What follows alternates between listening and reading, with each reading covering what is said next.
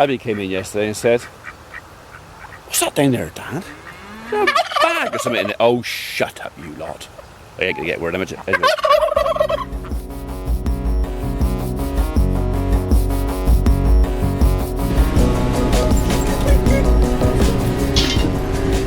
My pork feel nice and firm for you, dear. Rabbit! Like from us. Squirrel! Yeah, not fly around me. I'm spotlessly clean, everything squeaks. What? Dirty.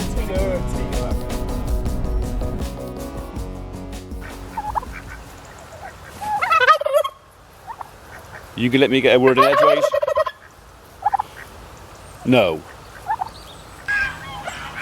So what Abby actually said to me, the geese are shut up now, is, "What's that big white thing in the hedge down there, Dad? Is it a plastic bag or something?" And I said, "No, it's a puffball."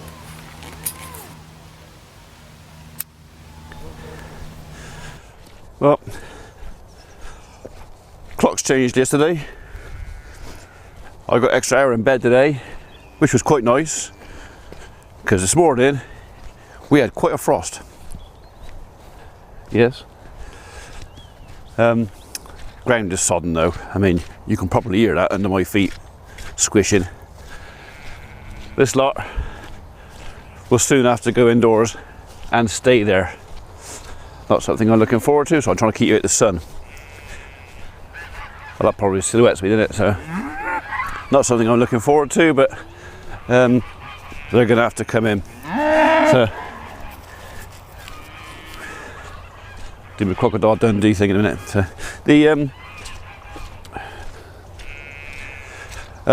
the puffball, we get them every couple of years. Don't get a lot of them. This one we're going to go look at now is actually the second one we've had on the farm this year. That's where that busted land drain is. Sorry, I'll go off subject there, didn't I? So this is the second one we've had this year. The first one I let be to sporulate. Because I like having a few puffballs around, and by the time I spotted this one, because the grass had grown a bit, he kind of gone past his best, so I'm going to let this one sporulate as well. I've also just spotted a mushroom over there and another mushroom down there, so maybe we'll have them on the way back. So homegrown mushrooms, that's provided the cattle don't kick them off before I get there. So anyhow, so we're going to wander down and I'm going to introduce you to a puffball. Delicious. When they're young. Once they get a bit older, you must go and chew your slipper. Right. Won't be long, we'll be there. Shall I? Shan't I?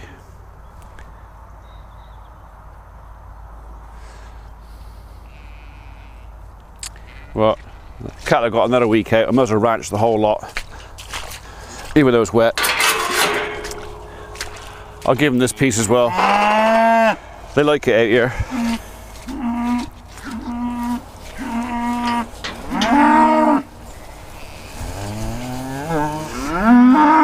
Just don't squish me puffball before I get there, alright?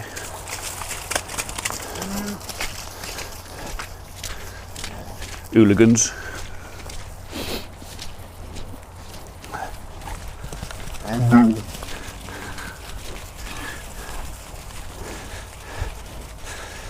So they've not been on this piece of ground for about 6 weeks, and I do like it out here, even though it's wet. The state of it.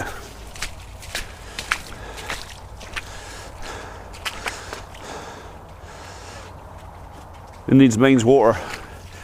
Got that much rainwater, they'll probably be drinking from the puddles anyway. Anyway, there's my puffball. Nearly there. You haven't got to follow me everywhere, you know. They do actually.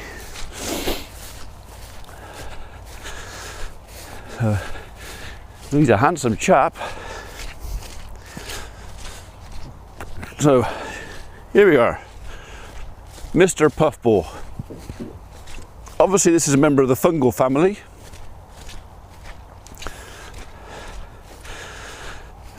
A lot of you will see these out in the fields wonder what it is.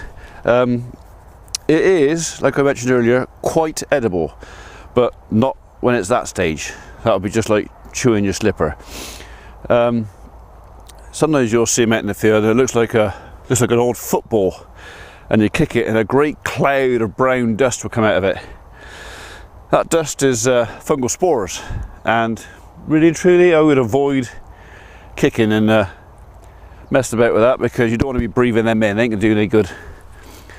But you get one of these about a third the size of that, obviously with the farmer's permission, because you go and take that out of his field, as far as I'm concerned, that's stealing. So you want to come and pick mushrooms on my land, you ask first, especially here, because about 40% of the mushrooms that grow on this farm will make you poorly. If you don't know the difference between a good one and a bad one, and the mushrooms that will make you poorly and the field mushrooms and the horse mushrooms, there's not a lot between them to tell the difference. So if you don't know, don't do it. Puffball. So want to cook a puffball? As far as I'm concerned, the best way is to get one of these. I'm not going to take it because I want to leave them in the ground. Cut a circle at the top in a slight funnel shape, so you can put the cap back on, hollow the inside out, dice all the inside flesh up, get a nice bit of steak or something similar, fry that off with the contents of the mushrooms, so it'll all sort of reduce down. So you'll have steak and mushroom. You can put any other ingredients you fancy in there. Hello, girl. So you want to put some veggies in there, or the sun. A bit of gravy. Add a bit of gravy. Bung it all back in the puffball. Put the cap back on. Whack it in the oven for half an hour. Bake it. That's all right. That is. So that's the puffball. I've introduced you to the puffball, and now I'm going to go and pick a couple of mushrooms. And we have a good one and a bad one. I'll see if I can show you the difference. Probably, or hopefully, they're all edible. I fancy mushrooms on toast for tea. Homegrown mushrooms, nothing like it. Right, sheeps. You can't see the sheeps because they got the sun behind them. So they got Mr. Ram out there keeping them company for a minute. So, ever seen a sheep with a smile on its face? Yeah. Go and look at a ram when he stood behind you. So, mushroom. This is where I'm going to wish I bought a basket, a bag now, isn't it? We're a big chap. So,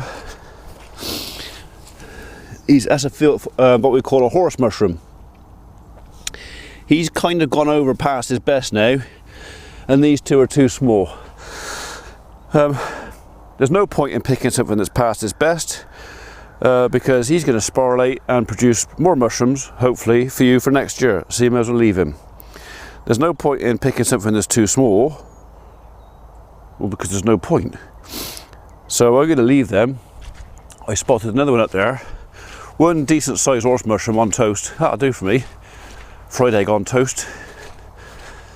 Maybe a bit of ham or tongue. Ooh.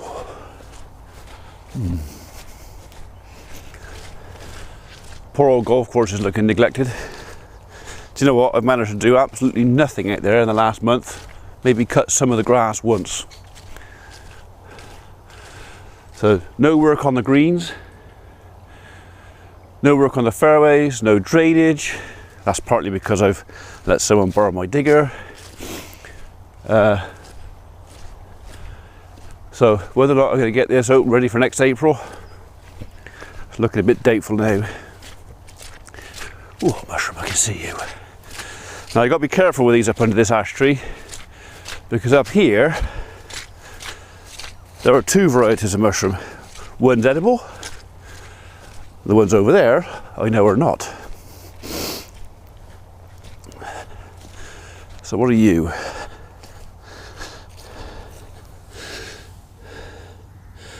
Well, you're big enough. So never pull a mushroom up. Never. You pull him up, you never grow again. Always cut him.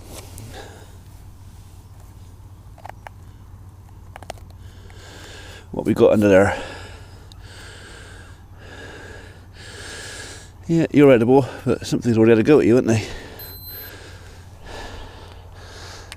So, a couple of minutes in the frying pan to soon sort that out. So, the stem is not full of holes, so he hasn't been chomped by anything else. So these chaps here are a different type of toadstool. When they're young, they look like this one. But when they get a bit older, they certainly aren't. You don't want to be eating these, because they'll make you icky. Not dead, but they'll make you icky. There are some mushrooms out here, not here, but there's some up in the woods there. You don't want to be eating them. Right, back at the house. My wife would be delighted to see this. She loves it when I eat mushrooms. Sometimes.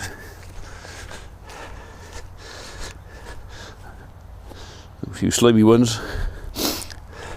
Right time of year for mushroom hunting.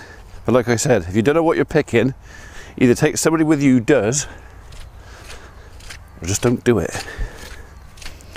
It ain't worth saving a few quid.